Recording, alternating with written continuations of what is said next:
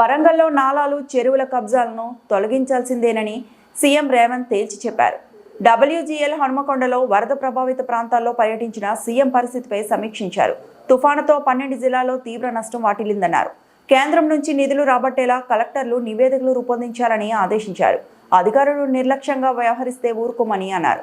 ప్రభుత్వ భవనాలు, రోడ్లు, ఇండ్లు, పంటలు, పశువుల నష్టంపై పూర్తి నివేదిక కావాలని చెప్పారు.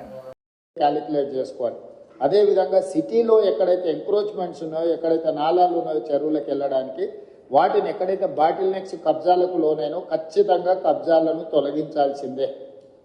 ఎంత వారున్నా ఎవరున్నా ఆ విషయంలో కఠినంగా వ్యవహరించాల్సిందే. కబ్జాలు పెట్టేటోళ్ళు 10 మంది ఉంటే ఈ 10 మంది వల్ల 10,000 ఇళ్ళు కాలనీలలో నీట మునుగుతున్నాయి.